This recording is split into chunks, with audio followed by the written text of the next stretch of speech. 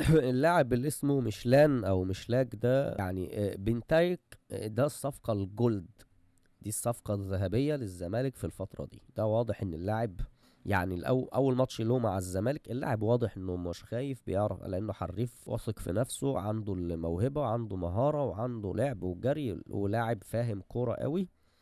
ده صفقة جول. لكن مشلاك ومشلان وبتوع الكاوتش دول صفقة عادية خالص. كل أوروبي يجي لنا نقول هو بقى أصل هو أوروبي، ده أوروبي بيعمل بيطير في الجو يعني، بيطلع نار من بقه.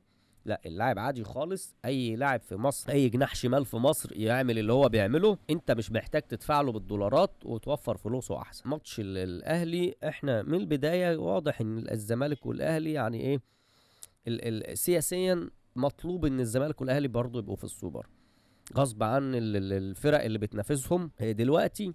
اتفرج على سيراميكا واتفرج على بيراميدز وفرق كتير دلوقتي، اي فريق في مصر يقدر يكسب اهلي وزمالك.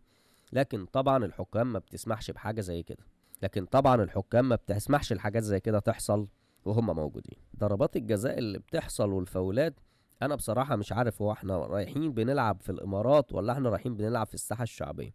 انا اول مرة اشوف فار شغال بكاميرا واحدة. يعني احنا بنلعب في الساحة كاميرا واحدة اللي بتصور ولا ايه؟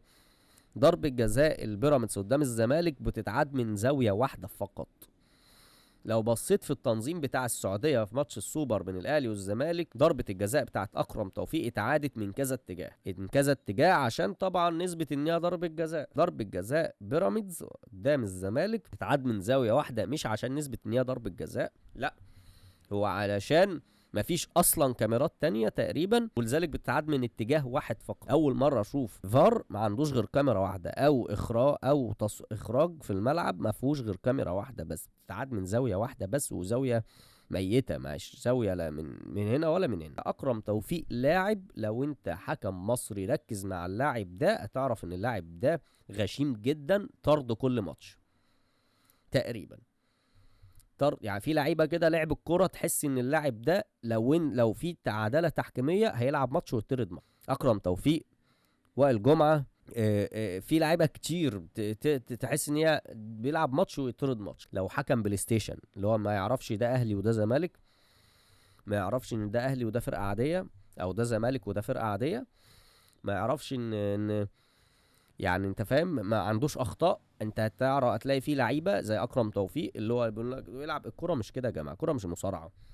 ما انتش عارف تاخد الكرة من اللاعب ما تموتوش، مش يا انت يا الكرة يعني. هو مش بس غشيم في لعبه ان هو بيكسر، لا، هو غشيم كمان في ان انت عايز تمنع كورة راح انفراد تقوم حاطط ايدك في الكورة واضحة يعني. فانت الحكم بيدي فاول وما بيديش انذار. طب فاول على ايه؟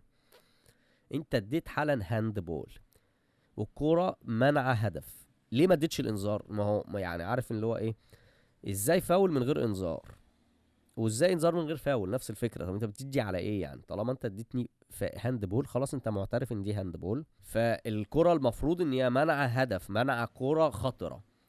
طب الهاند بول مقصود؟ ما هو لو مش مقصود مش هاند بول خلاص، اصلا في نص الملعب يعني. مش مقصود يبقى مش هاند بول. لكن الكره مقصوده، نازل لها بايده، حاطط ايده في الكره، بيمنع هدف. جميل. المفروض ايه؟ مش المفروض طرد ولا المفروض ايه؟ اصل الاهلي اصل جمهوره نفس القصه، وده مش بيتعامل مع الاهلي بس، وده اهلي وزمالك برضه يعني. تعالوا كده نتخيل فرقه زي سيراميكا اللي فضلت ضغط على الاهلي 10 دقايق لحد ما جابت الجون اللي هي عايزه تجيبه، لو كان بتلعب الاهلي والاهلي ناقص لاعب. جميل، خاصه ان هو لاعب اصلا له واجبات دفاعيه زي اكرم توفيق.